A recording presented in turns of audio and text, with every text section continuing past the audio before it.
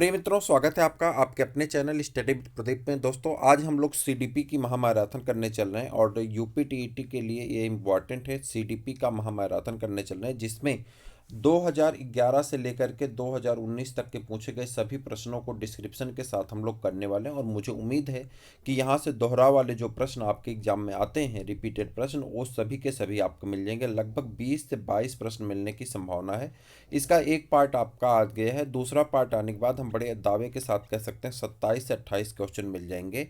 यानी आपको 20-22 पेज पढ़ करके 20-22 नंबर बड़े आराम से मिल जाने वाले। तो आप पूरा वीडियो देखिएगा, अपने मित्रों को भी शेयर करिएगा। इसके लिए इस नोट्स का नाम हमने रखा था ज्ञान प्रदीप्ति। ये फर्स्ट पार्ट था और इसके और भी पार्ट आपके आने हैं, लेकिन अभी भी कोई प्रिपेयर नहीं हो पाया है, इसलिए वो सभी पार्ट आपके रुके हुए हैं। आपके क्वेश्चन के हिसाब से उसको सॉल्व कराया जा रहा है। ठीक है, तो आप चैनल को सब्सक्राइब किए रहेंगे तो ये सारी चीज़ें आपको मिलती रहेंगी और आपको इसका लाभ भी होता रहेगा। प्यारे मित्रों, आपको बता दें ईएलटी के लिए हमारी क्लासेस बायोलॉजी सब्जेक्ट से लगातार आगे बढ़ रही और जीएस का पूरा पोर्शन हम कराएंगे। कोई भी सब्जेक्ट होगा, जीएस तो सबके लिए कॉमन है, तो आप उसका हिस्सा बने और उसका लाभ जरूर लें। यहाँ पे अभी टीईटी के बैच में हम लोग लगातार आगे बढ़ रहे हैं। एक फ्रेंडशिप बैच चल रहा है और दूसरा ये बैच आपका चल रहा है जो लगातार ये आगे बढ़ रहा है। तो आप इसका हिस्सा बने और आपको इसका लाभ मिलेगा। प्यारे मित्रों, आपको बता दें कि इसमें 2011 से लेकर के 2019 तक के सभी हल प्रश्न पत्रों को टॉपिक के साथ शामिल किया गया है और मुझे उम्मीद है कि इस नोट्स से आपको सफलता जरूर मिलेगी। सेकेंड पार्ट में लिखा गया है कि यहाँ पे जो है इस नोट्स में कुछ त्रुटियां पाई गई हैं। त्रुटियां ऐसी हैं, कई बार इन्हें पढ़ा गया लेकिन कुछ त्रुटियां पाई गई हैं। हालांकि उन्हें संशोधन किया गया, लेकिन तब भी टाइपिंग मिस्टेक की वजह से कुछ त्रुटियां रह गई पीडीएफ प्रिपेयर करने में। तो उन्हें हम आपको बताते चलेंगे और मुझे उम्मीद है कि आप उसको जो है सही कर लीजिएगा। अगर किसी टॉपिक में समस्या है, किसी बात को आपको गलत आंसर समझ में आ रहा कहीं पे, तो आप उसके लिए चैनल को क्या करें, अवगत करा दें। चैनल आपका आभारी रहेगा और नोट्स में उसे करेक्ट कर दिया जाएगा। आप इसी नंबर पे व्हाट्सअप करके बता सकते हैं। साथ में मैं बताऊं, आपको व्हाट्सअप से जुड़ने के लिए 8004109989 इस नंबर पे आपको व्हाट्सअप करके आप हमारे साथ जुड़ सकते हैं। जब हमारे साथ आप जुड़ेंगे, आप निश्चिंत रहें कि आपका नंबर सेफ और सिक्योर है, तो आप निश्चिंत होकर के जुड़ सकते हैं। आपको यहाँ पे सारे नोट्स भेज दिए जाएंगे। हालांकि आप हमारे टेलीग्राम ग्रुप से जुड़ जाएंगे तो भी आपको नोट्स सारे वहाँ पे भेज दिए जाते हैं। प्यारे मित्रों, बात करें 2019 के साल पेपर को हम लोग स्टार्ट करने चल रहे हैं और पहला क्वेश्चन आपकी स्क्रीन पे कुछ इस प्रकार से है। तो मैंने कई बार कहा कि हार से टूटा है तू, हार में डूबा है तू, हार को हार का हथियार अब बनाया जा, कदम कदम बढ़ाया जा, कदम कदम बढ़ाया जा, एक एक कदम आगे की तरफ बढ़ाइए, सफलता आपके चरण चूमने के लिए तैयार बैठी हुई है। बस आपको लग जाना है। जितना आप अपने आप को यहाँ पे एनर्जेटिक करके लग पाएंगे, उतने ही ज़्यादा सफलता आपके करीब आ पाएगी। ठीक, तो स्टार्ट करते हैं। पहला क्वेश्चन यहाँ पे बिना वक्त गंवाए बीएस ब्लूम तथा उनके सहयोगियों ने अपनी पुस्तक taxonomy of educational objective handbook है कॉग्निटिव डोमेन की में लिखा कि संज्ञानात्मक क्षेत्र में, आपको ये देखना, संज्ञानात्मक क्षेत्र में वे उद्देश्य हैं जो ज्ञान के पुनः स्मरण, पहचान तथा बौद्धिक योग्यता के कौशल के विकास से संबंधित होते हैं। क्या कहा? ज्ञान के, यहाँ से देखिए लिखा कि संज्ञानात्मक क्षेत्र में वे उद्देश्य होते हैं जो ज्ञान के पुनः स्मरण, पहचान, बौद्धिक योग्यता तथा कौशल के विकास से संबंधित होते हैं। ब्लूम ने संज्ञानात्मक क्षेत्र के उद्देश्यों को 6 भागों में बांटा था। संज्ञानात्मक क्षेत्र 3 क्षेत्र थे, जिसमें से संज्ञानात्मक क्षेत्र को कितने भागों में बांटा गया था? संज्ञानात्मक क्षेत्र को कितने भागों में बांटा गया था? 6 भागों में बांटा गया था। ब्लूम के अनुसार संज्ञानात्मक क्षेत्रों को कितने भागों में बांट दिया गया? 6 भागों में बांट दिया गया था। ठीक है, आपसे पूछा जाएगा ब्लूम ने संज्ञानात्मक क्षेत्र को कितने भागों में बांटा, तो आप कहेंगे 6 भागों में बांट दिया था। कौन कौन से भाग थे? ज्ञान था, अवबोध या बोध था, अनुप्रयोग, विश्लेषण, संश्लेषण और मूल्यांकन। ये 6 भागों में बांटे गए थे। सीखने की मात्रा एवं समय के परस्पर संबंध को चित्रांकित करने पर जो वक्र रेखा प्राप्त होती उसे अधिगम वक्र रेखा कहते हैं। अगर आपसे कोई पूछे कि अधिगम वक्र किसे होता, तो कहेंगे सीखने की मात्रा, यानी सीखना कितना आपने सीखा और कितने समय में सीखा, इसके पारस्परिक संबंध को, सीखने की मात्रा और सीखने के जो संबंध है, समय है, कितने समय में आपने कितनी लर्निंग ली, इसी को हम लोग क्या कहते हैं, इसी को कहा जाता है वक्र रेखा द्वारा प्रदर्शित किया जाता है। चित्रांकित करने पर वक्र रेखा प्राप्त होते हैं, उसे अधिगम वक्र रेखा कहते हैं। ठीक है, अधिगम वक्र मुख्यतः 4 प्रकार के होते हैं। पहला है सरल रेखी वक्र, उन्नोदर वक्र, ठीक, उन्तोदर वक्र, नतोदर वक्र और मिश्रित वक्र, चार प्रकार के वक्र बनते हैं। सरल रेखी वक्र होता है, उनतोदर वक्र होता है, नतोदर वक्र होता है और मिश्रित वक्र होता है। अगले प्रश्न की तरफ बढ़ते हैं और अगला प्रश्न आपका है डिसलेक्सिया। डिसलेक्सिया एक प्रकार का अधिगम अक्षमता विकार है। डिसलेक्सिया में क्या होता है? पठन अक्षमता विकार होता है। इसके निम्नलिखित लक्षण हैं कुछ इस प्रकार, जैसे पहला है वर्णमाला अधिगम में कठिनाई, यानी बच्चे को वर्णमाला पढ़ने में कठिनाई हो सकती है। सेकंड है अक्षरों एवं ध्वनियों को सीखने में कठिनाई। ठीक। थर्ड आपको पढ़ते समय स्वर वर्णों का लोप होना। और फोर्थ समस्या क्या हो सकती है? समान उच्चारण वाले ध्वनियों को न पहचान पाना और शब्दों को उल्टा या अक्षरों का क्रम इधर उधर करके पढ़ा जाना। ये सभी संबंधित है किससे? डिसलेक्सिया नामक बीमारी से संबंधित है।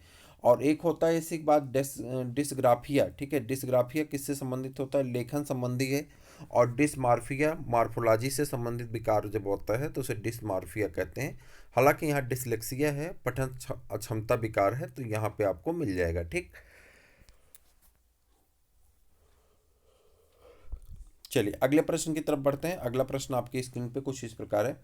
समावेशी शिक्षा में शिक्षक की भूमिका आपको बतानी कैसे होनी चाहिए। देखिए, समावेशी शिक्षा में शिक्षक की भूमिका होती है बच्चों की आवश्यकता के अनुरूप बैठाने की व्यवस्था होनी चाहिए, यानी बच्चे किस आवश्यकता के हैं उसके अनुसार आपको बैठाना होगा। जैसे मान लेते हैं कोई बच्चा नाटे कद का है, मतलब छोटे कद का है, तो उस बच्चे को हम लोगों को प्रेफरेंस देना चाहिए कि आगे की सीट पे बैठाएं, ताकि असेंडिंग आर्डर में जब क्लास को अरेंज करेंगे तो आगे वाला बच्चा भी व्हाइट बोर्ड पे देख पाएगा, ब्लैक बोर्ड पे देख पाएगा, और पीछे वाला जो बच्चा बड़ा होगा, लंबा होगा, वह भी देख पाएगा आसानी से।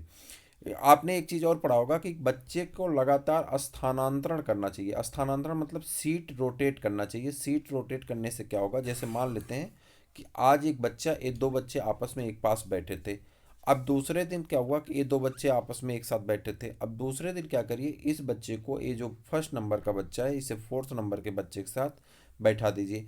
ऐसा करने से क्या होता है कि बच्चे आपस में बात कम्युनिकेशन करते हैं और समावेशी शिक्षा की तरफ आगे बढ़ जाते हैं। तो बैठने की व्यवस्था अच्छी करनी चाहिए। शिक्षक को निःशक्त बच्चों पर विशेष ध्यान देना चाहिए। जो निःशक्त बच्चे होते हैं, कमज़ोर बच्चे होते हैं, ज़्यादा ध्यान देना चाहिए आपको। शिक्षक को प्रोत्साहित करना चाहिए, बच्चों को शिक्षा के प्रति क्या करना चाहिए? आपको प्रोत्साहित करना चाहिए।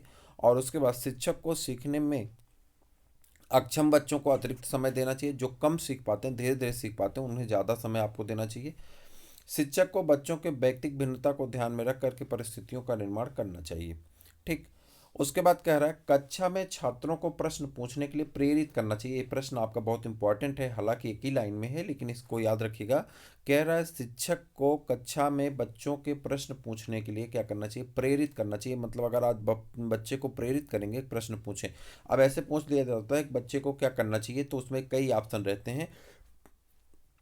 जिसमें बच्चे को प्रेरित करने से रहेगा, वही आंसर आपका क्या होने वाला है? सही होने वाला है। जिसमें प्रेरित करने से रहेगा, वही आंसर क्या होने वाला आपका? सही होने वाला। ठीक है, आगे बढ़ जाते हैं। बच्चों के विकास की बात हो रही, तो विकास जो होता है वो गर्भाधान से, जैसे ही गर्भ होता है तभी से बच्चे का क्या होता है? विकास शुरू हो जाता है। एम्ब्रियो स्टेज से ही उसका डेवलपमेंट शुरू हो जाता है। जन्म के उपरांत वह शैशवावस्था, बाल्यावस्था, किशोरावस्था, प्रौढ़ावस्था और जीवन पर्यंत किसी न किसी अवस्था में चलता रहता है। ठीक है, तो यानी बच्चे का विकास जो होता है गर्भावस्था से शुरू होता है, गर्भाधान से शुरू होकर के कहाँ तक? शैशवावस्था, बाल्यावस्था, किशोरावस्था, प्रौढ़ावस्था तक आगे की तरफ बढ़ता रहता है। किशोरावस्था के लिए कुछ महत्वपूर्ण कथन है जो कि अलग अलग वैज्ञानिकों द्वारा कहे गए हैं, तो उनको हम लोग पढ़ लेते हैं और कई बार ये पूछा जाता है। यहाँ से प्रश्न आपके मिलने की पूरी संभावना है। ठीक है, तो यहाँ पे कहा गया क्या? स्टैनले हाल का कथन। स्टैनले हाल ने कहा कि किशोरावस्था बड़े संघर्ष, तनाव, ठीक है, कि बड़े संघर्ष की, तनाव की, तूफान की, ठीक, हमला तथा विरोध की अवस्था होती। किशोरावस्था कैसी अवस्था होती? किशोरावस्था बड़े संघर्ष, तनाव, तूफान, हमला तथा विरोध की अवस्था होती। ये बात किसने कहा था? स्टैनले हाल ने कहा था। ठीक।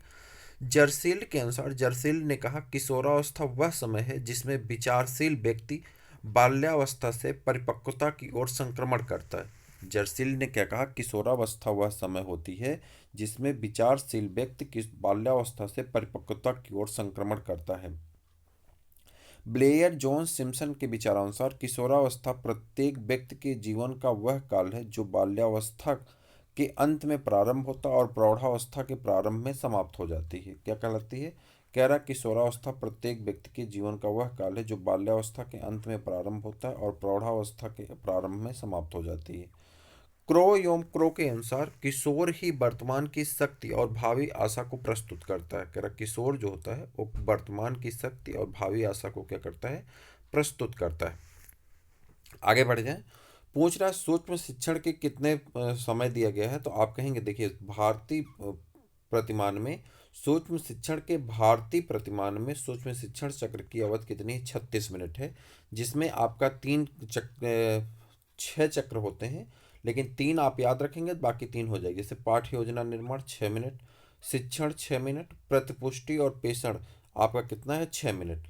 फिर कह रहा पुनः पाठ्य योजना निर्माण 6 मिनट, पुनः शिक्षण 6 मिनट, पुनः प्रतिपुष्टि 6 मिनट। यानी आप 3 नाम याद रखिए, फिर उसी में 3 को बाद पुनः लगा दीजिएगा। पाठ्य पहले क्या है, योजना निर्माण 6 मिनट, ठीक, पाठ्य योजना निर्माण 6 मिनट, शिक्षण 6 मिनट, प्रतिपुष्टि और पेषण 6 मिनट, फिर आगे के 6 6 मिनट का है, जैसे पुनः पाठ्य योजना, पुनः शिक्षण और पुनः प्रतिपुष्टि।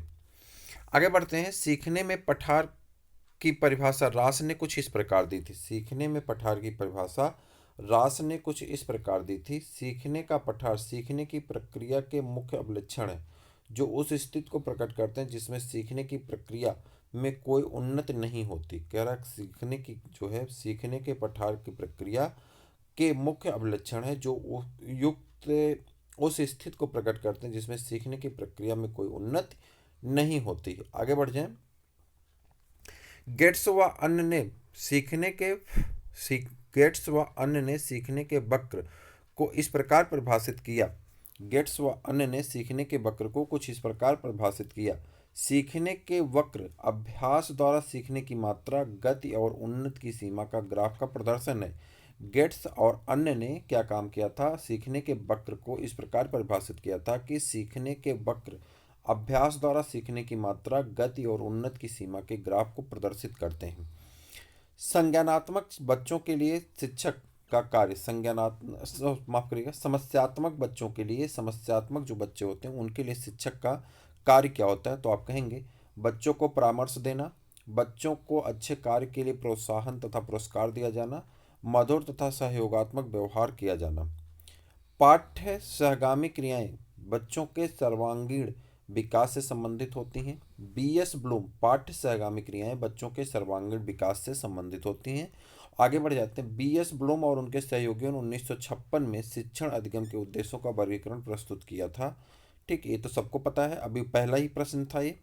आगे बढ़ जाते हैं, कोहलर, मैक्स वर्थिमर, कुर्ट कोफका और कुर्ट लेविन ने मिलकर के अंतर्दृष्टि अधिगम सिद्धांत का प्रतिपादन किया था। याद रखिएगा कौन कौन है, कोहलर है, मैक्स वर्थिमर है, कुर्ट कोफ्ता है और कुर्ट लेविन, ये सभी मिलकर के अंतर्दृष्टि अधिगम सिद्धांत का प्रतिपादन किया था। आपसे पूछा जाता है, 4 ऑप्शन दे देगा और पूछेगा कौन अधिगम अंतर्दृष्टि अधिगम सिद्धांत से संबंधित नहीं है, तो इन 4 के अलावा जिसका भी नाम रहेगा वो संबंधित नहीं होगा। ठीक है, आगे बढ़ जाए, स्किनर ने अधिगम के लिए क्रिया प्रसूता अनुबंधन का भी सिद्धांत दिया था। क्रिया प्रसूत अनुबंधन का सिद्धांत किसने दिया था, क्रिया प्रसूत अनुबंधन का सिद्धांत दिया था किसने, कह रहा क्रिया प्रसूत अनुबंधन का सिद्धांत प्रतिपादित किया था किसने, प्रतिपादित किया था। तो आप कहेंगे स्किनर ने प्रतिपादित किया था। किसने, स्किनर ने। ये प्रश्न कई बार पूछा गया है, आने वाले एग्जाम में भी पूछे जाने की पूरी संभावना है।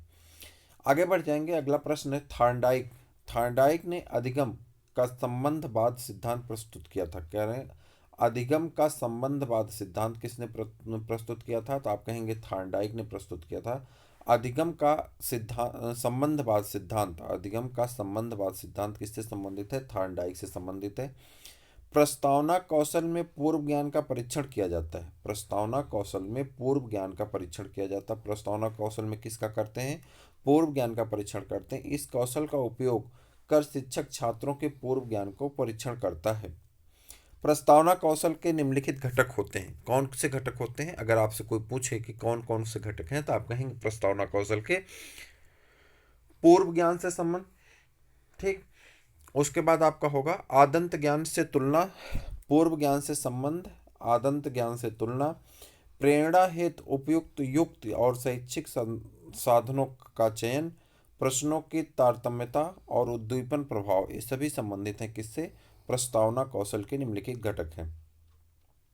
विकास से संबंधित कुछ सिद्धांत दिए गए हैं जो आपको जानना जरूरी है। विकास से संबंधित सिद्धांत हैं, पहला है जैसे निरंतरता का सिद्धांत। विकास कभी ना समाप्त होने वाली प्रक्रिया है। निरंतरता का सिद्धांत कहता है, कंटिन्यूटी थ्योरी क्या कहती है कि विकास कभी ना समाप्त होने वाली एक प्रक्रिया है। अंतः संबंध का सिद्धांत क्या कहता है? अंतः संबंध का सिद्धांत कहता है बालक के शरीर, मानसिक संवेग आदि पहलुओं में विकास के परस्पर संबंध होते हैं। कह रहा बालक के शारीरिक मानसिक संवेगात्मक पहलुओं में परस्पर संबंध होते हैं। एकीकरण का सिद्धांत, एकीकरण का सिद्धांत कहता है विकास में पूर्ण से अंगों की ओर और अंगों से पूर्ण की ओर गति निहित होती। कह रहा विकास में पूर्ण से अंगों की ओर और अंगों से पूर्ण की ओर क्या होता, गति निहित होती। विभिन्न अंगों के एकीकरण की गतियों को सरलता से संभव बनाता है। अंतःक्रिया का सिद्धांत, बालक का विकास न केवल वंशानुक्रम के कारण और न केवल वातावरण के कारण वरन दोनों के अंतःक्रिया के कारण होता है। कह रहा बालक का विकास ना, अभी कल मैं जब आपको करा रहा था फ्रेंडशिप बैच वाले बैच में, तो फ्रेंडशिप बैच वाले में ये प्रश्न पूछा गया था कि अंतःकरण का सिद्धांत किससे संबंधित होता है। तो वहाँ पे मैंने आपसे बताया था बालक का विकास न केवल वंशानुक्रम पे यानी किस पे, जो हेरिडिटी हो रही है के कारण, न केवल वातावरण के कारण, मतलब दोनों एक एक के कारण नहीं होगा बल्कि दोनों के अंतःक्रिया के कारण होता है। अंतःक्रिया का सिद्धांत कहलाता है बालक का विकास दोनों के कारण होता है। किसके कारण? हेरिडिटी के कारण और इन्वायरमेंट दोनों का असर होता है जिससे उसका डेवलपमेंट होता है। ठीक, अगला प्रश्न आपकी स्क्रीन पे कुछ इस प्रकार से, भारतीय संविधान में 86वां संविधान संशोधन अधिनियम 2002 भारत के अधिकार के संबंधित है, जिसमें अनुच्छेद 21 में एक नया खंड जोड़ करके अनुच्छेद 21 का बनाया गया। कह रहा है कि भारतीय संविधान में 2002 में 86वें संविधान संशोधन द्वारा 2002 में शिक्षा, जिसमें अनुच्छेद 21 में एक नया खंड जोड़ करके 21 का बनाया गया, जिसमें शिक्षा को मौलिक अधिकार बना दिया गया। शिक्षा को क्या बना दिया गया? मौलिक अधिकार बना दिया गया। ठीक, इस अनुच्छेद के अनुसार राज्य को 6 से 14 साल तक के सभी बच्चों को निःशुल्क और अनिवार्य शिक्षा उपलब्ध करानी होगी। कह रहा कि यह अनुच्छेद एक कहता है कि 6 वर्ष से लेकर के 14 वर्ष तक के बच्चों को निःशुल्क और अनिवार्य शिक्षा उपलब्ध करानी होगी। किसको? सरकार को निःशुल्क और कितने, राज्य को, जो राज्य है, राज्य में कौन आ जाएगा? सरकार आ जाएगी राज्य में। तो ये क्या करेगा, 6 वर्ष से लेकर के 14 साल तक के जो बच्चे होंगे इन्हें निःशुल्क में शिक्षा प्राप्त कराने का अधिकार दिया गया है।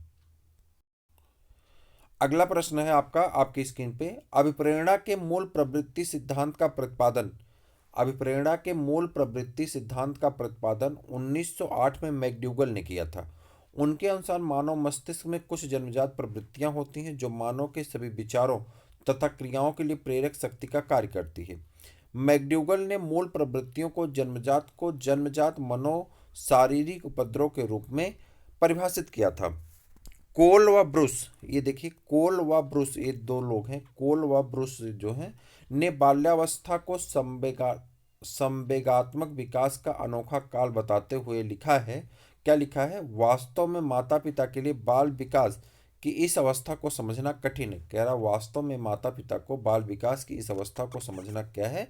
कठिन है। किसने लिखा था? कोल और ब्रूस ने। अधिगम के लिए कुछ कथन दिए गए हैं, ध्यान से सुनिएगा कौन कौन से मनोवैज्ञानिक हैं और कौन कौन से कथन हैं। गिलफोर्ड ने क्या कहा था? ध्यान से सुनिएगा, ये बहुत इंपॉर्टेंट है। गिलफोर्ड के अनुसार व्यवहार के कारण व्यवहार में परिवर्तन ही अधिगम है। कह रहा है, गिलफोर्ड कहते हैं कि व्यवहार के कारण व्यवहार में परिवर्तन ही क्या कहलाता है? अधिगम कहलाता है। वुडवर्थ के अनुसार नवीन ज्ञान तथा नवीन प्रक्रियाओं को अर्जन करने की प्रक्रिया अधिगम करने की प्रक्रिया है। कह रहा है नवीन ज्ञान तथा नवीन प्रक्रियाओं को अर्जन करने की जो प्रक्रिया होती है अधिगम करने की प्रक्रिया कहलाती है। स्किनर के अनुसार अधिगम व्यवहार के उत्तरोत्तर अनुकूलन की एक प्रक्रिया है। कह रहा अधिगम व्यवहार के उत्तरोत्तर अनुकूलन की एक प्रक्रिया है। क्रो के अनुसार आदतों, ज्ञान और अभिव्यक्तियों का अर्जन भी अधिगम है। कह रहा आदतों, ज्ञान अभिवृत्तियों का अर्जन भी क्या है, अधिगम है। ठीक। समस्या समाधान विधि से तात्पर्य तर्क द्वारा किसी समस्या का समाधान करने की प्रक्रिया से होता है। समस्या समाधान विधि 5 चरण होते हैं। समस्या समाधान विधि के कितने चरण होते हैं? 5 चरण होते हैं, जो कि निम्नवत हैं। पहला है समस्या की पहचान करना। पहला क्या है? समस्या की पहचान करना। दूसरा क्या है? परिकल्पना का निर्माण करना। तीसरा क्या? तथ्यों तथा संकलन या आंकड़े संग्रह, व्यवस्थापन तथा विश्लेषण करना। और आगे का हो जाएगा आपका परिकल्पना का विशिष्ट परिस्थितियों में परीक्षण करना। परिकल्पना का विशिष्ट परिस्थितियों में परीक्षण करना, ये आपका अगला हिस्सा हो जाता है। बीएस ब्लूम ने, देखिए बीएस ब्लूम ने शिक्षण अधिगम के कितने उद्देश्य में बांटा है? 3 भागों में बांटा। बीएस ब्लूम ने शिक्षण उद्देश्य को कितने भागों में बांट दिया था? 3 भागों में। संज्ञानात्मक उद्देश्य, भावात्मक उद्देश्य और मनोचालक उद्देश्य में विभाजित किया गया था। संज्ञानात्मक उद्देश्य के फिर कितने भाग हो गए थे? पहला प्रश्न था, कितने भाग हो गए थे? 6। जिसमें आपका कौन कौन सा था, तो आपको हम बता दें, फिर से एक बार दिखा दें। ज्ञान था, अवबोध था, ठीक है, ज्ञान था, एक सेकेंड, ज्ञान था, हाँ चैनल को सब्सक्राइब कर लीजिए भाई। ज्ञान प्रदीप्ति आपको मिल रहा है, पीडीएफ आपको फ्री में मिल जाएगा, चैनल को सब्सक्राइब कर लीजिए। जैसे देखिए, तो उसके बाद कह रहे हैं कितने भागों में? संज्ञानात्मक, भावात्मक और ठीक, मनोगत्यात्मक या मनोचालक। तो 3 भागों में बांटे थे। और उसमें से संज्ञानात्मक के कितने भाग हो जाते? 6। ज्ञान, अवबोध, अनुप्रयोग, विश्लेषण, संश्लेषण और मूल्यांकन ना। ज्ञान, अवबोध, विश्लेषण, संश्लेषण और मूल्यांकन, यहाँ तक हम लोगों ने कर लिया। मुझे उम्मीद है कि सबको इसका लाभ मिला होगा। ठीक है, तो पहला हो गया संज्ञानात्मक उद्देश्य, दूसरा भावात्मक और तीसरा क्या हो जाता है? मनोचालक। अब आपको ये देखना कि शिक्षण उद्देश्य के कितने भाग दिए गए हैं, अब आपको उसके हिसाब से चयन करना होगा। उसके बाद आगे बढ़ेंगे। स्मृति स्तर एवं बोध स्तर के शिक्षण प्रतिमानों की संरचना में कौन सा सोपान उभयनिष्ठ है? कह रहा है, ये प्रश्न पूछा गया, ये प्रश्न आपका है यहाँ पे। कह रहा है कि स्मृति स्तर में, स्मृति स्तर तथा बोध स्तर दो हैं, कि शिक्षण प्रतिमानों में कौन सा सोपान उभयनिष्ठ है, मतलब दोनों सोपान दोनों में कॉमन है। तो पहले देखिए, देखिए यहाँ पे स्मृति स्तर को किसने दिया था? स्मृति स्तर के सोपान हर्बर्ट ने स्मृति शिक्षण प्रतिमान के संरचना के 5 प्रमुख पदों में बांटा था। किसने बांटा था? तो आप कहेंगे यहाँ पे हर्बर्ट को पहले याद रखेंगे। और हर्बर्ट किससे संबंधित हैं? तो स्मृति स्तर से संबंधित हैं। अब आगे बढ़ जाते हैं। इसमें पहला कौन हो जाता? प्रस्तावना, दूसरा है प्रस्तुतिकरण, तीसरा है स्पष्टीकरण, चौथा है आपका सामान्यीकरण और पांचवा क्या है? प्रयोग। फिर से देखते हैं, पहला है आपका प्रस्तावना, दूसरा प्रस्तुतिकरण, तीसरा स्पष्टीकरण, चौथा क्या है? सामान्यीकरण और पांचवा क्या है? प्रयोग। उसके बाद आ जाते हैं बोध स्तर में आते हैं। तो बोध स्तर में हो जाता है आपका पहला, बोध स्तर के प्रतिमान का प्रतिपादन किसने किया था? बोध स्तर के प्रतिमान का प्रतिपादन किया था हेनरी सी मैरिसन ने। किसने किया था? हेनरी सी मैरिसन ने किया था। और इन्होंने रखा था अन्वेषण और खोज। पहला कौन था? अन्वेषण और खोज। दूसरा कौन था? प्रस्तुतिकरण। तीसरा था आत्मीकरण। चौथा था आपकी व्यवस्था। और पांचवा कौन था? वर्णन तथा अभिव्यक्ति। अब अगर आप यहाँ पे देखें तो यहाँ पे आपका प्रस्तुतिकरण दोनों में क्या है? समान है। यहाँ पे प्रस्तावना था, दूसरे नंबर पे प्रस्तुतिकरण। और यहाँ पे पहले पे खोज अन्वेषण था, दूसरे नंबर पे क्या था? प्रस्तुतिकरण। हमसे पूछ रहा था कौन दोनों में उभयनिष्ठ है, तो प्रस्तुतिकरण दोनों में क्या है? उभयनिष्ठ है। आपका आंसर मुझे लगता है कि सबको क्लियर हो गया होगा। चलिए, क्रिया प्रसूत अनुबंधन का सिद्धांत को पुनर्बलन का भी सिद्धांत कहते हैं। क्रिया प्रसूत अनुबंधन के सिद्धांत को पुनर्बलन का सिद्धांत भी कहा जाता है। यह प्रश्न आपका पूछा गया है, आगे भी पूछा जाएगा। क्रिया प्रसूत अनुबंधन के सिद्धांत को क्या कहते हैं? पुनर्बलन का सिद्धांत कहा जाता है। ठीक। ब्रूनर ने संज्ञानात्मक विकास की अवस्थाओं को 3 स्तरों में बांटा है। ब्रूनर ने कितने भागों में बांटा है? संज्ञानात्मक विकास की अवस्थाओं को 3 भागों में बांटा है। कौन कौन से?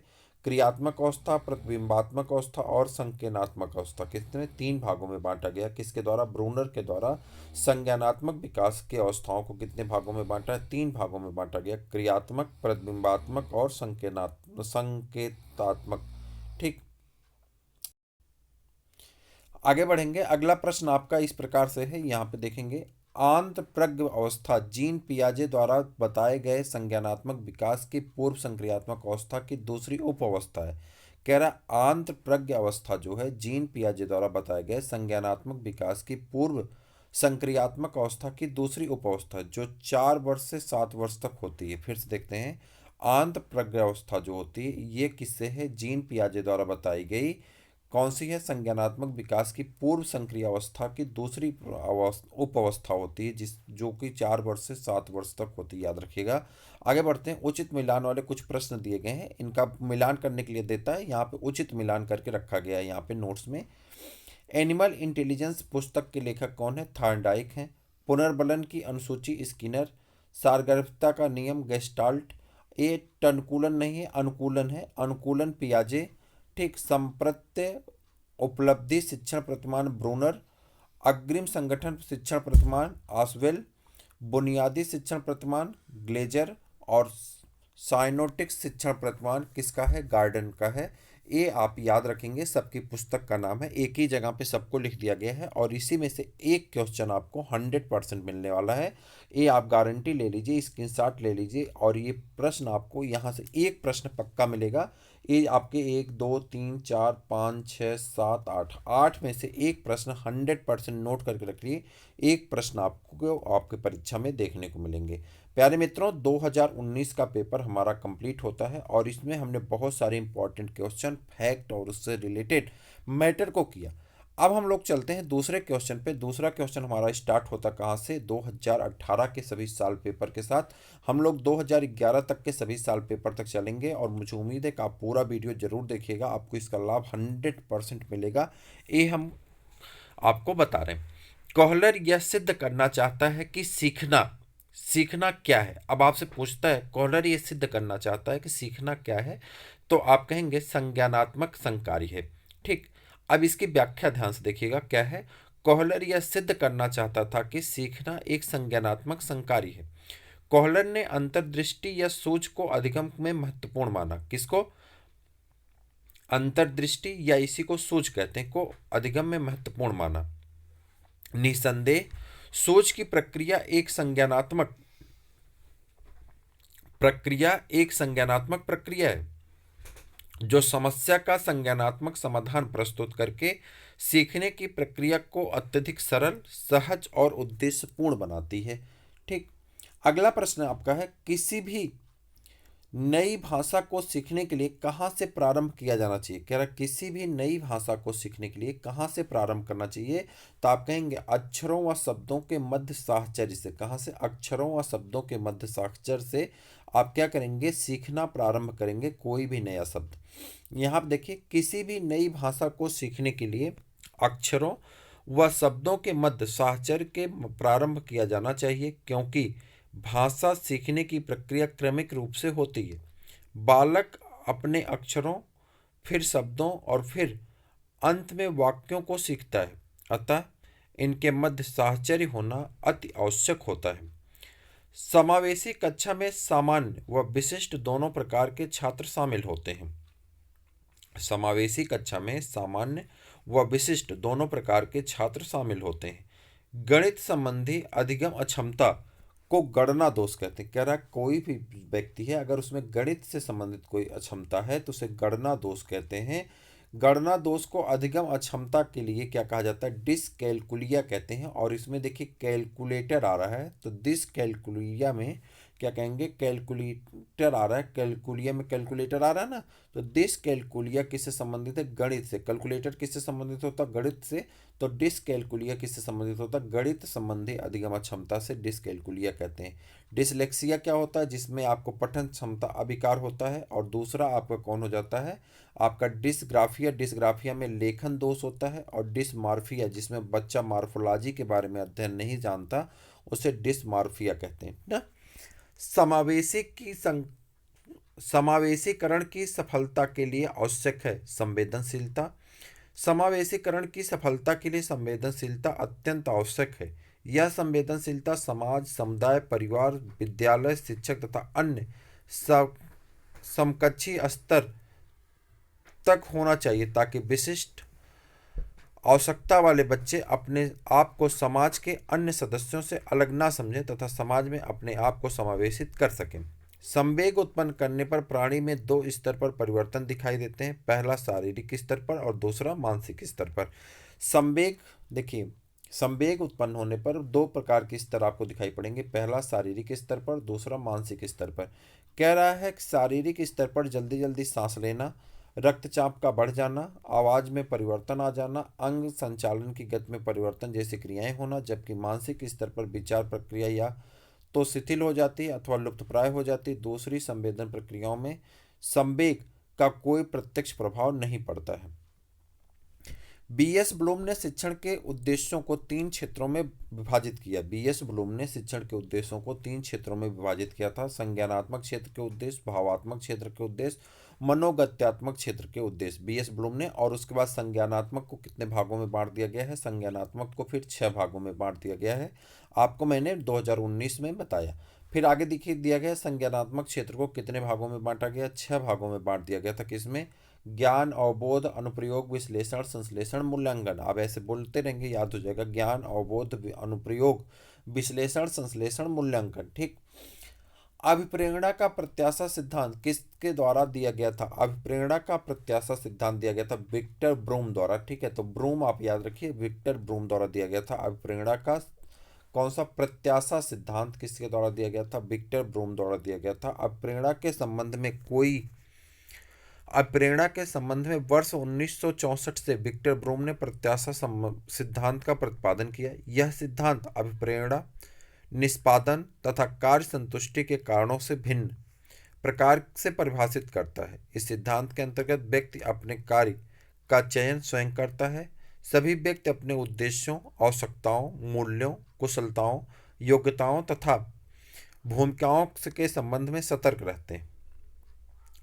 अग्रिम व्यवस्थापक प्रतिमान किस परिवार से संबंधित है? कह रहा अग्रिम व्यवस्थापक प्रतिमान किस परिवार से संबंधित है? तो आप कहेंगे सूचना प्रक्रियाकरण से संबंधित है। किससे संबंधित है?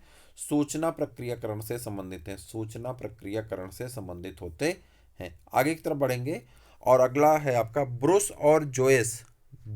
और जोयस तथा मार्सवेल ने अपनी पुस्तक मॉडल्स ऑफ टीचिंग के शिक्षण प्रतिमानों को 4 भागों में बांटा है। शिक्षण प्रतिमानों को कितने भागों में बांटा है? शिक्षण प्रतिमानों को 4 भागों में बांटा है।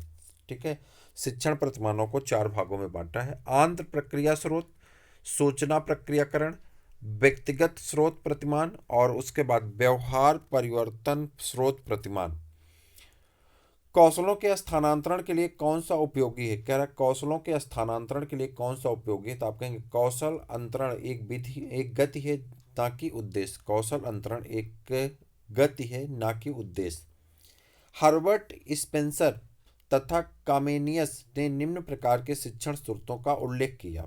कौन सा सूत्र है इनका? सरल से कठिन की ओर, ज्ञात से अज्ञात की ओर, स्थूल से सूक्ष्म की ओर। हर्बर्ट स्पेंसर तथा कामेनियस का है पूर्ण से अंश की ओर, अनिश्चितता से निश्चितता की ओर, दृश्य से अदृश्य की ओर, विशिष्ट से सामान्य की ओर, विशिष्ट से संश्लेषण की ओर, और उसके बाद मनोवैज्ञानिक क्रम से तर्क संगत की ओर, अनुभव से युक्त की ओर, और उसके बाद प्रकृति से अनुरूपण की ओर। ये आपके कुछ सिद्धांत दिए गए। सूक्ष्म शिक्षण चक्र का प्रथम सोपान होता है। कह रहा सूक्ष्म शिक्षण चक्र के प्रथम पद क्या होते हैं? प्रथम पद आपको बताना। सूक्ष्म शिक्षण चक्र का प्रथम पद आपको बताना है। AWLN को सूक्ष्म शिक्षण का जन्मदाता माना जाता है। AWLN को सूक्ष्म शिक्षण का जन्मदाता माना जाता है। सूक्ष्म शिक्षण चक्र का प्रथम पद योजना बनाना होता है। क्या होता है? पाठ योजना निर्माण, यानी योजना बनाना होता है। किसने दिया था? WLN ने दिया था। और इन्हें क्या माना जाता? जन्मदाता माना जाता। किसका? सूक्ष्म शिक्षण का जन्मदाता माना जाता है। ठीक। अवबोध स्तर शिक्षण व्यवस्था को निम्नलिखित सोपानों में विभाजित किया गया है। अवबोध स्तर शिक्षण व्यवस्था को निम्नलिखित सोपानों में विभाजित किया गया है। आपका है अन्वेषण, ठीक, उसके बाद प्रस्तुतिकरण, आत्मीकरण तथा वर्णन तथा अभिव्यक्तिकरण। ज्ञानेंद्रियों के द्वारा व्यक्ति पर होने वाले प्रभाव को संवेदना कहते हैं। कह रहा ज्ञानेंद्रियों द्वारा होने वाले व्यक्ति पर प्रभाव को क्या कहते हैं? संवेदना कहते हैं। आगे बढ़ जाएंगे। पियाजे के सिद्धांत के अनुसार प्राक संक्रियात्मक अवस्था की अवधि क्या है? कह रहा पियाजे के सिद्धांत के अनुसार प्राक संक्रियात्मक अवस्था की अवधि क्या है? तो आप कहेंगे 2 से 7 वर्ष है। कितना है? प्राक संक्रियात्मक अवस्था की अवधि होती है 2 वर्ष से लेकर के 7 वर्ष तक। किसके अनुसार? पियाजे के अनुसार। तो पियाजे के अनुसार यहाँ पे बालकों के बारे में 4 अवस्थाओं से गुजरना होता है। पहला होता है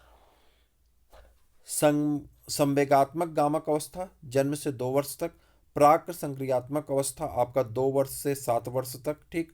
उसके बाद मूर्त संक्रियात्मक अवस्था 7 से 11 वर्ष तक, और औपचारिक संक्रियात्मक अवस्था 11 से 15 वर्ष तक होती है। नोआम चॉम्स्की नोआम चॉम्स्की भाषा विकास के संबंधित मनोवैज्ञानिक हैं। उन्होंने माना कि प्रत्येक मानव शिशु में व्याकरण की संरचनाओं का एक अंतर्निहित तथा जन्मजात खाका होता है, जिसे सार्वभौमिक व्याकरण की संख्या दी गई है। थॉर्नडाइक ने अपने सिद्धांत को किस शीर्षक से सिद्ध किया था? थॉर्नडाइक ने अपने सिद्धांत को किससे सिद्ध किया था, आपको ये बताना है। थॉर्नडाइक ने अपने सिद्धांत को अधिगम के प्रयास और भूल के सिद्धांत शीर्षक से सिद्ध किया था। इस सिद्धांत का संबंधवाद तथा उद्दीपक अनुक्रिया सिद्धांत भी कहते हैं। इसे क्या कहते हैं? संबंधवाद या उद्दीपक अनुक्रिया सिद्धांत के नाम से भी जाना जाता है। गिरोह अवस्था किस आयु वर्ग एवं विलंब विकास से संबंधित? कह रहा है किस आयु वर्ग से संबंधित है गिरोह अवस्था? गिरोह बना के चलना किससे संबंधित है? तो आप बताएंगे गिरोह अवस्था जो संबंधित होती है किससे संबंधित होती है, तो आप कहेंगे यहाँ पे गिरोह अवस्था 8 से 10 वर्ष में एवं विलंबित विकास समाजीकरण से संबंधित है। 8 से 10 वर्ष के आयु के बालक अपने समूह के सक्रिय सदस्य बन जाते हैं। गिरोह अवस्था समाजीकरण से संबंधित होता है।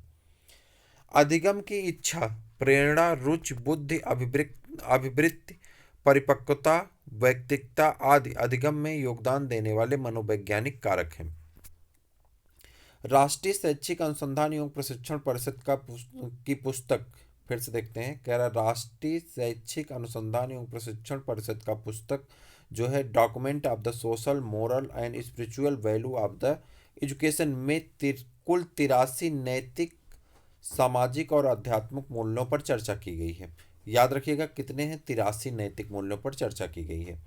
थॉर्नडाइक ने अधिगम के 3 मुख्य नियम दिए। थॉर्नडाइक ने अधिगम के कितने मुख्य नियम दिए? 3 दिए हैं। अभ्यास का नियम, प्रभाव का नियम, तत्परता का नियम। लेकिन उन्होंने गौड़ नियम भी दिया। थॉर्नडाइक ने अधिगम के 5 गौड़ नियम दिए। कौन कौन से? ऐसे प्रश्न पूछ लेता है और एक इसमें का उसमें डाल देगा, उसमें एक इसमें डाल देगा, यानी आपको ये 8 नाम याद होने चाहिए। तो थॉर्नडाइक का मुख्य नियम कौन कौन से? 3 है। अभ्यास का, प्रभाव का, तत्परता का। और उसके बाद अगर आ जाएंगे थॉर्नडाइक के किसमें? गौड़ नियम में, तो आपका आ जाएगा बहुअनुक्रिया, मनोवृत्त, आंशिक क्रिया, सादृश्यता, और उसके बाद साहचर्यात्मक रूपांतरण का नियम होता है, ठीक। अनुकूलित अनुक्रिया सिद्धांत व्यवहार के अनुकूलन पर बल देता है। योकम योंग सिम्पसन के अनुसार सीखने की समस्या विशेषताएं निम्नलिखित हैं। सीखने की सामान्य विशेषताएं निम्नलिखित हैं। कौन कौन सी? पहला है अधिगम अभिवृत्ति है, अधिगम समायोजन है, फिर उसके बाद आ जाएंगे अधिगम लक्ष्योन्मुखी प्रक्रिया है, फिर उसके बाद है अधिगम व्यवहार में अपेक्षाकृत स्थायी परिवर्तन है, अधिगम विवेकपूर्ण व सृजनशील है, अधिगम व्यक्तिगत व सामाजिक दोनों है, अधिगम अनुभवों का संगठन है, और उसके बाद अधिगम क्रियाशील है। इतने सारी चीज़ें आपको जाननी चाहिए। आगे बढ़ जाते हैं। अब हम लोग पढ़ेंगे कहाँ पे? 2017 के इम्पोर्टेंट क्वेश्चन को पढ़ने वाले हैं और इसके साल पेपर को सॉल्व करने वाले हैं। फिर से आपको एक बार मैं बता दूं कि अगर आप अभी तक देख रहे हैं, आप देख ही रहे हैं, मुझे पता है, पूरा विश्वास है, तो आप चैनल को सब्सक्राइब जरूर कर लीजिए और अपने मित्रों को, जितने भी ग्रुप हैं, एक बार शेयर जरूर कर दीजिएगा।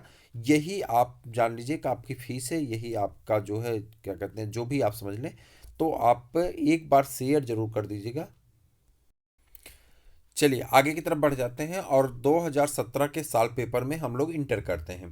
प्यारे मित्रों, आप देखिए यहाँ पे अधिगम पठार बनने के कई कारण हो सकते हैं। अधिगम का पठार बनने के क्या हो सकते हैं? कई कारण हो सकते हैं। जैसे अधिगमकर्ता की आवश्यकता, ध्यान, रुचि, उत्साह, वातावरण व्यवधान, थकान, मनोशारीरिक सीमा, प्रेरणा की कमी, ज्ञान की सीमा आदि में क्या हो जाए, समस्या आ जाए, तो जिसकी वजह से अधिगम का पठार बन सकता है। आगे है गेट्स व अन्य के अनुसार अधिगम अनुभव और प्रशिक्षण के परिणाम स्वरूप व्यवहार में परिवर्तन है। गेट्स व अन्य के अनुसार क्या कह रहा है? अधिगम अनुभव और प्रशिक्षण के परिणाम स्वरूप व्यवहार में परिवर्तन होता है। स्टैनफोर्ड बिने परीक्षण बुद्धि के मापन करता है। कह रहा स्टैनफोर्ड बिने परीक्षण बुद्धि के मापन करता है। सन 1905 में बिने ने अपने सहयोगी साइमन के साथ मिलकर आधुनिक प्रकार का सबसे पहला सफल बुद्ध परीक्षण तैयार किया था। युंग के अनुसार सामाजिक अंतर्क्रिया की दृष्टि से व्यक्तियों के व्यक्तित्व को तीन भागों में बांटा जा सकता है। युंग के अनुसार सामाजिक अंतःक्रिया की दृष्टि से व्यक्तियों के व्यक्तित्व को तीन भागों में बांटा जा सकता है। कौन कौन से? अंतर्मुखी, बहिर्मुखी और उभयमुखी। यानी व्यक्ति कैसा हो सकता है? अंतर्मुखी हो सकता है, बहिर्मुखी हो सकता है और उभयमुखी हो सकता है। ठीक। शारीरिक विकास का एक प्रमुख नियम है अनियमितता विकास का नियम। शारीरिक विकास का एक प्रमुख नियम क्या है? अनियमितता विकास का नियम है। अन्य प्राणियों की अपेक्षा मनुष्य की शारीरिक विकास की गति धीमी और अनियमित होती है। जैसे शैशवावस्था में शारीरिक वृद्धि एवं परिवर्तन तीव्रतम गति से होता है। कह रहा जब तक शैशवावस्था में तेजी से उसका विकास होता है, फिर उसके बाद बाल्यावस्था में यह गति धीमी हो जाती है। बाल्यावस्था में कैसे हो जाती है? गति धीमी हो जाती है। किशोरावस्था में विकास तीव्रतर गति से होता है और शैशवावस्था और बाल्यावस्था में शारीरिक विकास सिर से पैर की ओर एवं निकट से दूर की ओर के नियमानुसार होता है। हरलाक ने बालक के विकास को परिभाषित करते हुए लिखा, विकास की प्रक्रिया बालक की गर्भावस्था से उसकी मृत्यु तक क्या होती? एक क्रम में चलती रहती है तथा प्रत्येक अवस्था का दूसरी अवस्था पर प्रभाव पड़ता है। उनके अनुसार विकास में परिणाम स्वरूप व्यक्ति में नई नई विशेषताएं और नई नई योग्यताएं प्रकट होती हैं। आगे बढ़ जाएं। मूल प्रवृत्तियों को 14 प्रकार से किसने वर्गीकृत किया? तो आप कहेंगे मैकडूगल ने किया था। उसके बाद डम्बेल के अनुसार किसी दूसरी वस्तु की अपेक्षा एक वस्तु पर चेतना का केंद्रीकरण अवधान है। थॉर्नडाइक ने अपने प्रयोगों के आधार पर सीखने के कतिपय नियमों का प्रतिपादन किया। इन नियमों को मुख्यतः दो वर्गों में विभाजित किया गया है। पहला है मुख्य नियम और गौड़ नियम। मुख्य नियम के तीन भाग होते हैं, अभ्यास, प्रभाव और तत्परता का नियम। अभ्यास का नियम, प्रभाव का नियम, तत्परता का नियम। जबकि गौड़ नियम में कौन आ जाते हैं? 5 प्रकार के होते हैं। आपका बहुअन क्रिया का नियम, मनोवृत्त का नियम, आंशिक क्रिया का नियम, सादृश्यता का नियम और साहचर्यात्मक रूपांतरण का नियम। पंजाब विश्वविद्यालय, अगला प्रश्न है आपका, पंजाब विश्वविद्यालय के प्रोफेसर यस जलोटा ने एक सामूहिक बुद्धि परीक्षण का निर्माण किया। सन 1963 में किया गया। ठीक। इसका नाम साधारण मानसिक योग्यता परीक्षण है। यह परीक्षण हिंदी, उर्दू एवं आंग्ल भाषा में 12 से 16 वर्ष के बच्चों के लिए किया गया था। बुद्धि के द्विकारक सिद्धांत का प्रतिपादन किसने किया था? तो आप कहेंगे स्पीयरमैन ने किया था। किसने किया था? स्पीयरमैन ने किया था। बुद्धि के द्विकारक सिद्धांत का प्रतिपादन किसने किया था? स्पीयरमैन ने किया था। बुद्धि के द्विकारक सिद्धांत का प्रतिपादन अंग्रेज मनोवैज्ञानिक स्पीयरमैन ने 1904 में किया था। उनके अनुसार बुद्धि दो कारकों से मिलकर के बनी होती है, सामान्य योग्यता फैक्टर यानी जी फैक्टर और उसके बाद विशिष्ट योग्यता फैक्टर जिसे हम लोग कहते हैं यस फैक्टर यानी स्पेसिफिक फैक्टर, और इसको जी को क्या कहते हैं? General factor. ठीक। सुजनन शास्त्र के पिता किसे कहा जाता है? तो गाल्टन को कहते हैं। सुजनन शास्त्र का पिता किसे कहते हैं? तो आप कहेंगे गाल्टन को कहते हैं। आगे चलेंगे। ग्रंथियों के आधार पर व्यक्तियों के विभिन्न प्रकार की चर्चा क्रेसमर ने की थी। क्रेसमर ने अपनी पुस्तक में शारीरिक रचना के आधार पर व्यक्तित्व के 3 प्रकार बताए हैं। पहला है लंबकाय यानी एस्थेंटिक, दूसरा है सुडोलकाय एथलेंटिक और तीसरा है आपका प्यूबनिक। ठीक। स्प्रेंजर ने समाजशास्त्री व्यक्तित्व के 6 प्रकार बताए। स्प्रेंजर ने समाजशास्त्री व्यक्तित्व के कितने प्रकार बताए? 6 प्रकार बताए हैं। जैसा कि पहला है आपका सैद्धांतिक, दूसरा है आर्थिक, तीसरा है सामाजिक, चौथा है आपका राजनीतिक, पांचवा है धार्मिक, छठा है कलात्मक। क्रो के अनुसार सृजनात्मकता मौलिक परिणामों को अभिव्यक्त करने की मानसिक प्रक्रिया है। विद्रोह की भावना की प्रवृत्ति पूर्व किशोरावस्था 12 से 14 वर्ष की होती है। सीखने की वह अवधि जब सीखने की प्रक्रिया में कोई उन्नति नहीं होती कहलाती है सीखने का पठार। सीखने में प्रयास व भूल के सिद्धांत का प्रतिपादन किसने किया था? तो आप कहेंगे थॉर्नडाइक ने किया था। सामान्य कोशिका में गुणसूत्रों की संख्या होती है 46 होती है संख्या में, और जोड़े में कितना होती है 23 जोड़े होते हैं। ठीक। कोहलर किससे संबंधित है? तो आप कहेंगे अधिगम के सिद्धांत से संबंधित होते हैं। कोहलर ने अधिगम के सिद्धांत से संबंधित है, जिनके सीखने अधिगम के सिद्धांत को गेस्टाल्ट अधिगम सिद्धांत के नाम से जाना जाता है, और इस सिद्धांत को ही पूर्णाकार सिद्धांत, समग्र सिद्धांत, पूर्णाकृत सिद्धांत, अंतर्दृष्टि सिद्धांत आदि नामों से भी जाना जाता है। उन्होंने अपना प्रयोग सुल्तान नामक चिंपैंजी पर किया था। किस पे किया था? सुल्तान नामक चिंपैंजी पे किया था। किसने? कॉलर ने अधिगम सिद्धांत से संबंधित है। इसमें सीखने अधिगम के सिद्धांत को गेस्टाल्ट अधिगम सिद्धांत के नाम से भी जाना जाता है। इस सिद्धांत में पूर्णाकार सिद्धांत, समग्र सिद्धांत, पूर्णाकृत सिद्धांत, अंतर्दृष्टि सिद्धांत आदि नामों से भी जाना जाता है। इन्होंने अपना प्रयोग किस पे किया था? सुल्तान नामक चिंपैंजी पर किया था। किसने? कोहलर ने। ठीक। क्रिया प्रसूत अनुबंधन का सिद्धांत किससे संबंधित है? तो आप कहेंगे क्रिया प्रसूत अनुबंधन का सिद्धांत प्रतिपादन किया गया था। किसने? स्किनर ने। बुद्ध के तरल क्रिस्टलीय प्रतिमानों का प्रतिपादन कौन किया था? तो आप कहेंगे कैटल ने। और उसके बाद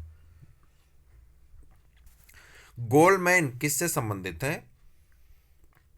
संवेगात्मक बुद्धि से, इमोशनल इंटेलिजेंस से। अगला प्रश्न आपका, संज्ञानात्मक संप्राप्ति का न्यूनतम स्तर क्या होता है? तो संज्ञानात्मक संप्राप्ति का न्यूनतम स्तर क्या होता है? ज्ञान होता है। ठीक। ज्ञान, अवबोध, उसके बाद आगे बढ़ता है ज्ञान, समझ, अनुप्रयोग, विश्लेषण, संश्लेषण, मूल्यांकन। ठीक। तो ज्ञान, इसे समझ को बोध भी कहते हैं। तो ज्ञान, बोध, ठीक है, अनुप्रयोग, विश्लेषण, संश्लेषण और मूल्यांकन 6 होने चाहिए। 1 2 3 4 5 और 6। ठीक है। अब इसके बाद आगे बढ़ जाएंगे। कितने चरण होते हैं? 6 चरण होते हैं। बी एस ब्लूम ने ये दिया था। तो बी एस ब्लूम ने 3 भागों में बांटा था। किस में? तो आपका संज्ञानात्मक हो जाता है, उसके बाद ज्ञानात्मक हो जाता है, मनोगत्यात्मक होता है। संज्ञानात्मक के फिर कितने भाग हो जाते हैं? 6 चरण हो जाते हैं। ज्ञान, समझ, ज्ञान, बोध, अनुप्रयोग, विश्लेषण, संश्लेषण और मूल्यांकन। ठीक। उसके बाद आगे बढ़ जाएंगे। एक बालक जो बाइक चलाना जानता है, मोटर बाइक चलाना सीख रहा है, यह उदाहरण कैसा है? यह है ऊर्ध्व अधिगम अंतरण का। किसका है? ऊर्ध्व अधिगम अंतरण का। जब किसी परिस्थिति में अर्जित ज्ञान, अनुभव, प्रशिक्षण का उपयोग प्राणी के द्वारा किसी अन्य भिन्न प्रकार की अथवा उच्च स्तरीय परिस्थितियों के अध्ययन में किया जाता है, तो इसे सीखने का ऊर्ध्व अंतरण कहलाता है। तो आपका सही आंसर होगा ऊर्ध्व अंतरण कहलाता है। ठीक। चलिए 2016 के साल पेपर की तरफ आ गए हैं। अब तेजी से खत्म होगा, चूंकि आपके दोहराव वाले प्रश्न निकलते जा रहे हैं ना, तो तेजी से खत्म होंगे। तेजी के साथ चलते भी रहिए। जीन पियाजे मुख्य रूप से किसके अध्ययन के लिए जाने जाते हैं? संज्ञानात्मक विकास के लिए जाने जाते हैं। संज्ञानात्मक विकास के निम्नलिखित प्रक्रियाओं से होकर गुजरता है: संगठन से, अनुकूलन से, आत्मसातन से और समंजन से। ठीक। उसके बाद आगे आ जाते हैं। स्किनर द्वारा क्रिया प्रसूत अनुकूलन सिद्धांत का प्रतिपादन किया गया था। उन्होंने चूहों पर काम किया था। स्किनर ने किस पे प्रयोग किया था? चूहों पर प्रयोग किया था। ठीक है। सीखने का सिद्धांत दिया था। इसी प्रकार से पावलाव ने क्लासिकल अनुबंधन का सिद्धांत दिया था, कुत्ते पर प्रयोग किया था। थॉर्नडाइक ने प्रयास और त्रुटि का सिद्धांत दिया था, बिल्ली पर प्रयोग किया था। और कोहलर ने सूच का सिद्धांत दिया था। ठीक। कोहलर ने सूच का सिद्धांत दिया था, और इन्होंने चिंपैंजी पर प्रयोग किया था अपना। ठीक। सूच का सिद्धांत और चिंपैंजी पर किया था। अल्बर्ट बंडूरा निम्न में से किस सिद्धांत से संबंधित है? तो आप कहेंगे सामाजिक अधिगम का सिद्धांत से संबंधित है। मानसिक आयु का प्रत्यय दिया गया था बिने साइमन के द्वारा। मानसिक आयु का प्रत्यय दिया गया था बिने और साइमन के द्वारा दिया गया था। इन्होंने कहा था कि बुद्धिलब्धि बराबर क्या होता है? मानसिक आयु बटे वास्तविक आयु गुणे 100। बुद्धिलब्धि बराबर होता है, तो आप कहेंगे मानसिक आयु बटे कौन सा? वास्तविक आयु और गुणे 100। कार्य को आरंभ करने, जारी रखने और नियमित करने की प्रक्रिया है। यह कथन किसका है? गुड का है। किसका है? गुड का है। ठीक।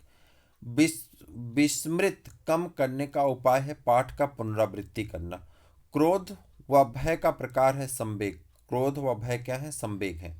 दूसरे, ये छूसरे नहीं है, दूसरे है। ठीक है। दूसरे व्यक्ति के बाह्य व्यवहार की नकल अनुकरण कहलाती है। जब पूर्व अर्जित ज्ञान नवीन ज्ञान को अर्जित करने में सहायक होता है, तो उसे धनात्मक या सकारात्मक अंतरण कहते हैं।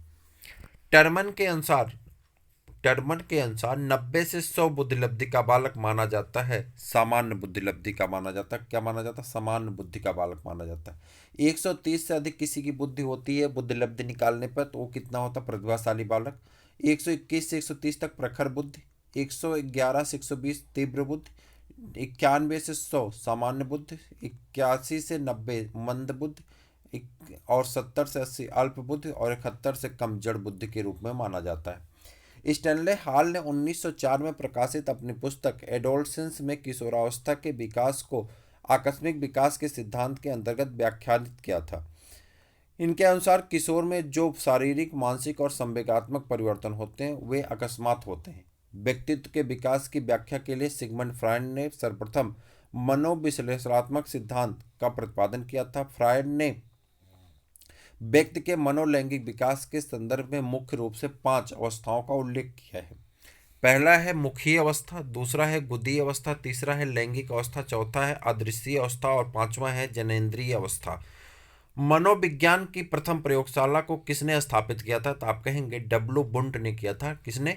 विलियम बुंट ने आधुनिक मनोवैज्ञानिक का जनक माना जाता है। तो विलियम बुंट जो हैं इन्होंने क्या काम किया था? पहली मनोवैज्ञानिक प्रयोगशाला की स्थापना किया था। सन 1879 में जर्मन के लिपजिंग विश्वविद्यालय में इन्होंने मनोवैज्ञानिक की प्रथम प्रयोगशाला की स्थापना की, जिसके बाद से ही मनोविज्ञान को अध्ययन के लिए एक स्वतंत्र विधा माना जाने लगा। गेस्टाल्ट मनोवैज्ञानिक की आधारशिला 4 जर्मन मनोवैज्ञानिक कौन है? मैक्स वर्थीमर हैं, वोल्फगैंग हैं, ठीक, उसके बाद कोहलर हैं, कुर्ट कोफ्ता है और कुर्ट लेविन ने रखा था। संघनन सिद्धांत निम्न में से किससे संबंधित है? तो आप कहेंगे स्मृति से संबंधित है। क्षेत्र सिद्धांत निम्न में से किस वर्ग का सिद्धांत है? गेस्टाल्टवादियों का सिद्धांत है। और बुद्ध भाटिया बैटरी बुद्धि मापने के लिए प्रयोग किया जाता है। भाटिया द्वारा भारत में बुद्ध परीक्षण का निर्माण किया गया था। वह एक शाब्दिक बुद्धि परीक्षण। बीएफ स्किनर ने वर्ष 1942-43 में सक्रिय अनुबंधन अनुक्रिया सिद्धांत या क्रिया प्रसूत अनुबंधन सिद्धांत का प्रतिपादन किया, जो अभिक्रमायोजित अधिगम का आधार बना। जेपी गिलफोर्ड तथा उनके सहयोगियों ने बुद्ध का त्रिविमी प्रारूप प्रस्तुत किया। इनके अनुसार बुद्ध को 3 विमाओं के परिप्रेक्ष्य में देखा जा सकता है। सामग्री संक्रिया, उत्पाद संक्रिया को पुनः 5 भागों में विभाजित किया जाता है: संज्ञान, स्मरण, परंपरागत चिंतन, गैर परंपरागत चिंतन और मूल्यांकन।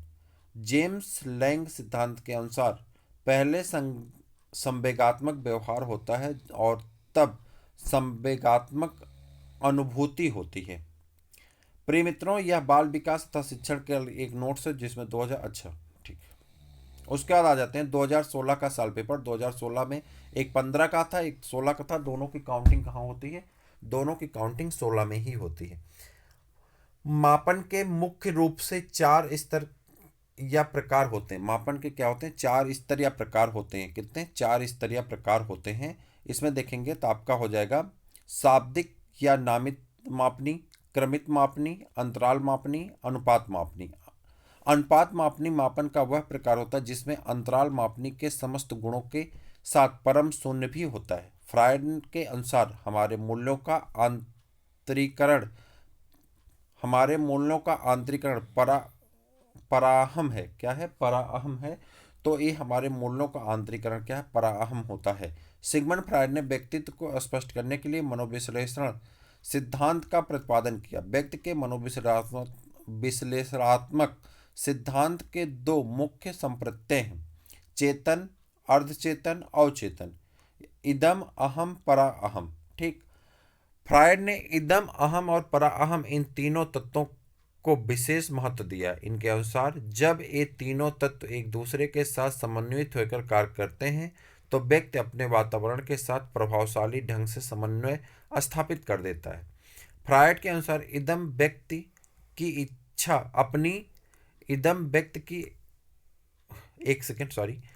फ्रायड के अनुसार इदम व्यक्ति को अपनी दमित इच्छाओं की तत्काल पूर्ति करने के लिए प्रयास करने हेतु उकसाता है, जबकि पराअहम सामाजिक मान्यताओं और परंपराओं के अनुरूप कार्य करने की प्रेरणा देता है।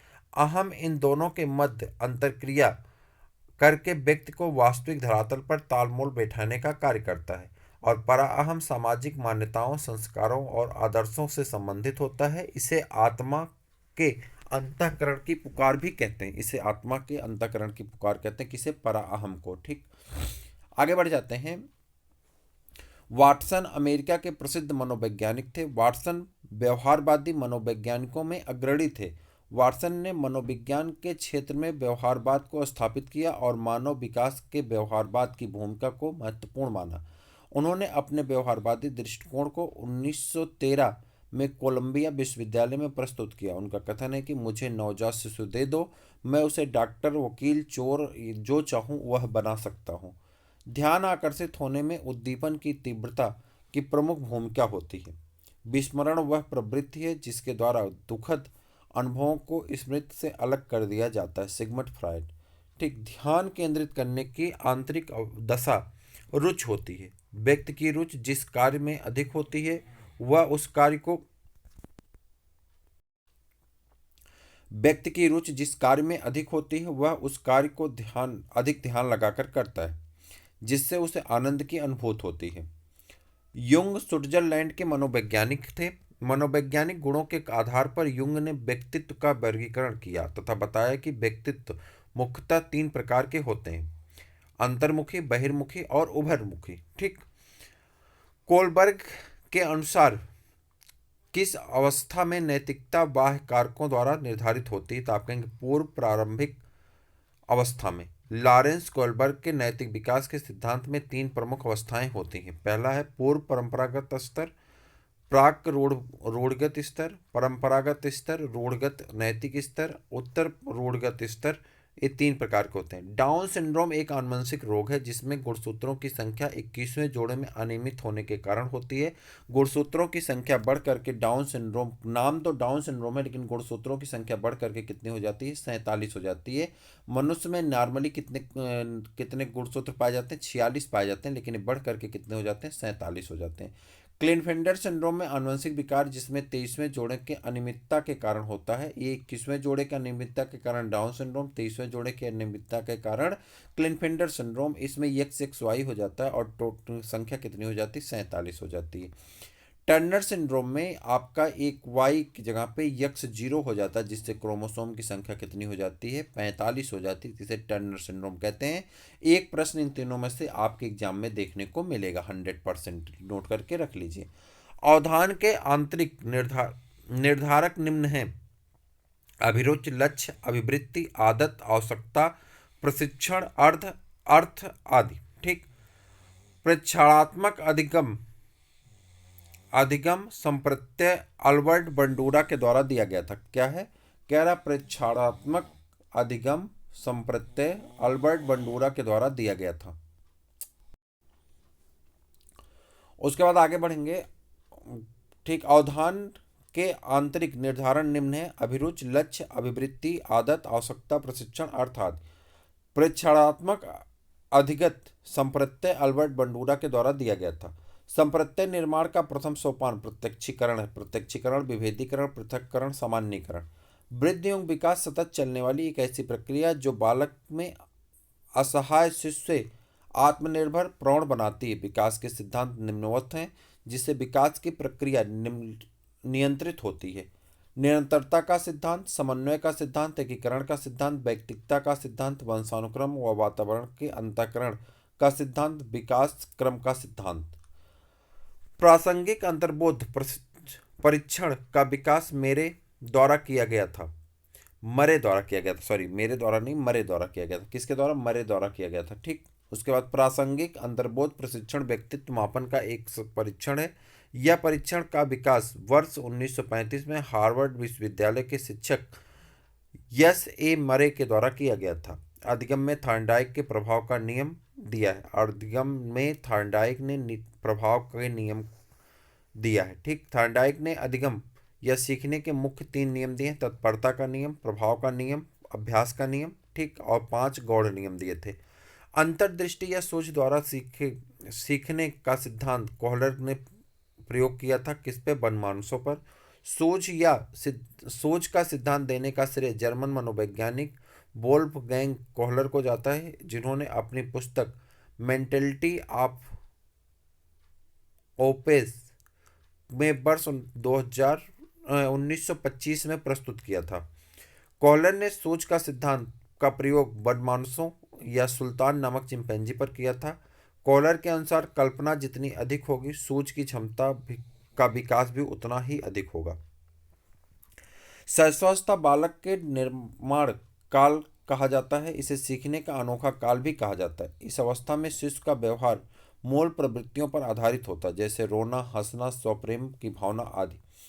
विकास की किस अवस्था में, ये थिकास नहीं है, ये विकास है, ठीक है। विकास की किस अवस्था में बुद्धि का अधिकतम विकास होता है, तो आप कहेंगे किशोरावस्था में। मनोवैज्ञानिक सिम्पसन के अनुसार व्यवहार में कोई भी परिवर्तन जो कि अनुभवों का परिणाम है और इसके फलस्वरूप व्यक्ति आने वाली परिस्थितियों का भिन्न प्रकार से सामना करता, सीखना या अधिगम कहलाता है। 2014 के साल पेपर के साथ हम लोग उपस्थित हैं। कह रहा अभिप्रेरणा का वर्गीकरण होता है।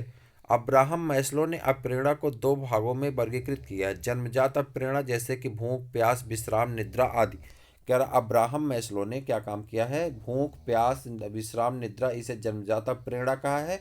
और अर्जित अभिप्रेरणा किसको कहा है, सामाजिक रुचि, प्रतिष्ठा इत्यादि को।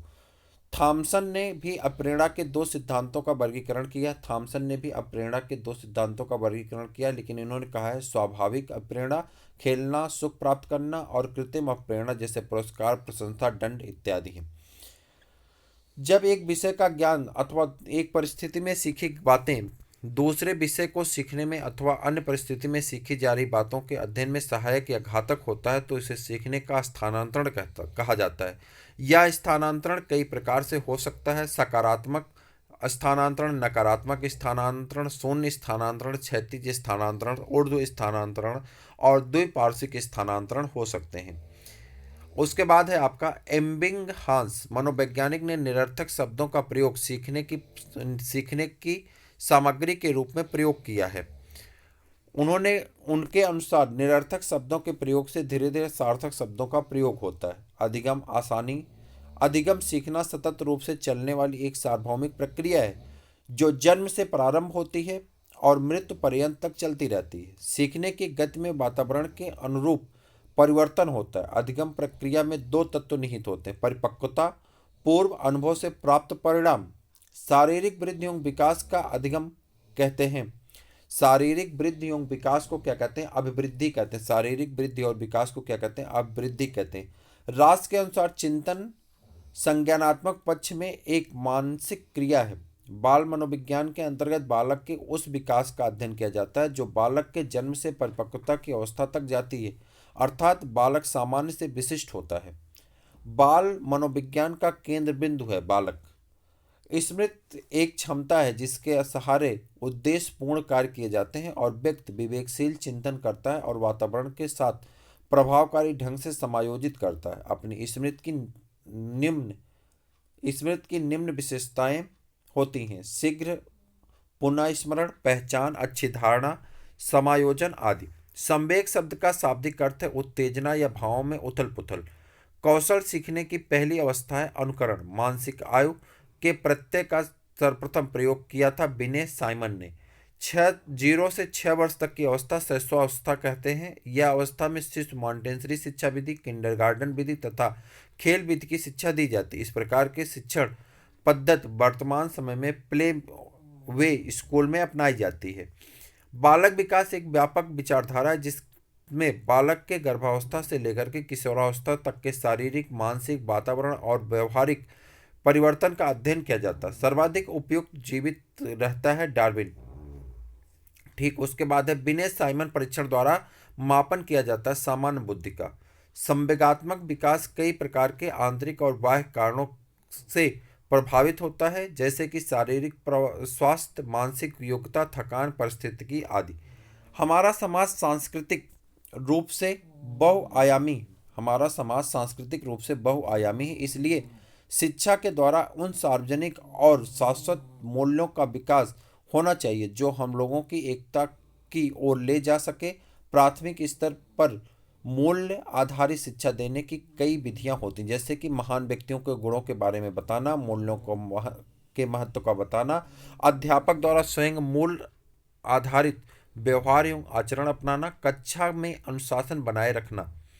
आत्म केंद्रित व्यक्ति होता है अंतर्मुखी। आत्म केंद्रित व्यक्ति कैसा होता है? अंतर्मुखी होता है। अपने जीव ऊर्जा बल को बाहर की ओर अभिव्यक्त करने वाले व्यक्ति बहिर्मुखी प्रकार के होते हैं।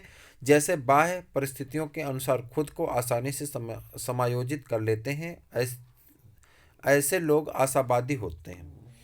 भाषा विकास का तात्पर्य ऐसे विकास से है जिसमें बालक अपने विचारों और भावों को अभिव्यक्त कर सके। भाषा विकास के मुख्य सिद्धांत निम्न: अनुबंधन का सिद्धांत, अनुकरण का सिद्धांत, परिपक्वता का सिद्धांत। और उसके बाद आ जाते हैं यहाँ पे 2013 के पेपर के साथ क्रिया प्रसूत अनुबंधन। क्रिया प्रसूत अनुबंधन, जिसे कि नैमित्तिक अनुबंधन भी कहते हैं, के सिद्धांत का प्रतिपादन बीएफ स्किनर ने किया था। क्रिया प्रसूत अनुबंधन बीएफ स्किनर का है, या जिसे नैमित्तिक अनुबंधन भी कहा जाता है। इन्होंने अपना प्रयोग कबूतर और चूहे पर किया था। संवेग व्यक्ति के उत्तेजित दशा है। यह कथन निम्नलिखित में से किसका है? वुडवर्थ का है। संवेग के लिए अंग्रेजी में एक शब्द है इमोशन, जिसकी उत्पत्ति इमोवेयर शब्द से हुई। इसका अर्थ होता है उत्तेजित होना। इस प्रकार संवेग को व्यक्ति में उत्तेजित दशा कहते हैं। इस दशा हमारे बाह्य और आंतरिक व्यवहार बदल जाता है। वुडवर्थ के अनुसार संवेग व्यक्ति की उत्तेजित दशा होती है। शैक्षिक विकास के मूल्यांकन का अर्थ है छात्रों की प्रगति का आकलन। पूर्वाग्रही किशोर किशोरी अपनी समस्या के प्रति कठोर होंगे। जीन पियाजे द्वारा संज्ञानात्मक विकास को 4 चरणों में विभाजित किया गया है। संवेगात्मक गामक अवस्था 0 से 2 वर्ष तक, पूर्व संक्रियात्मक अवस्था 2 से 7 वर्ष तक, और उसके बाद मूर्त संक्रियात्मक अवस्था 7 से 11 वर्ष तक, औपचारिक संक्रियात्मक अवस्था 11 से 15 वर्ष तक। गुथरी ने समीपता का सिद्धांत दिया था। गुथरी ने समीपता का सिद्धांत दिया था, बहुत इंपॉर्टेंट है, याद रखिएगा, पहली बार आया। गुथरी ने समीपता का सिद्धांत दिया।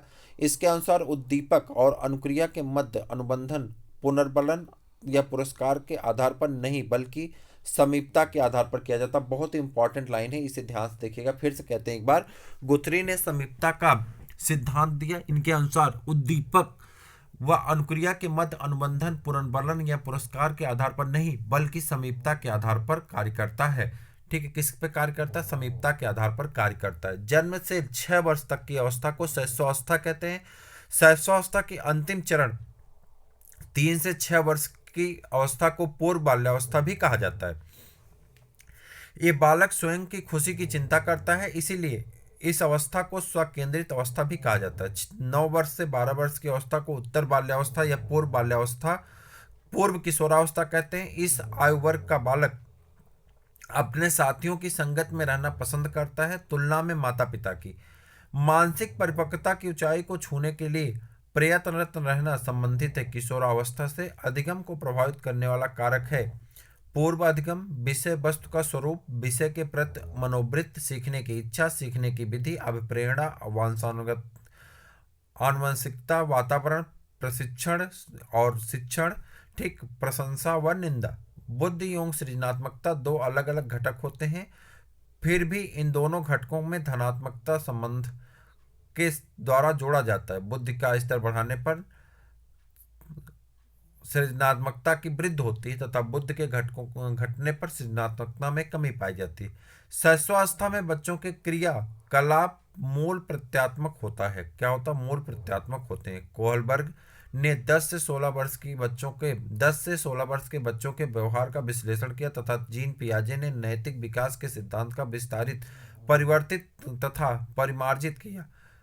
कोहलबर्ग ने नैतिक विकास के सिद्धांत में 3 प्रमुख स्तर माना, जो कि निम्नलिखित हैं: पूर्व परंपरागत स्तर, प्राक रूढ़गत स्तर, ठीक, परंपरागत स्तर, रूढ़गत स्तर, और उत्तर रूढ़गत स्तर, उत्तर परंपरागत स्तर। ठीक, भाटिया बैटरी का प्रयोग बुद्ध परीक्षण में किया जाता है। इसका निर्माण CM भाटिया ने 1955 में किया था। इस परीक्षण को बैटरी बुद्ध परीक्षण क्रिया परीक्षण समूह कहा जाता है।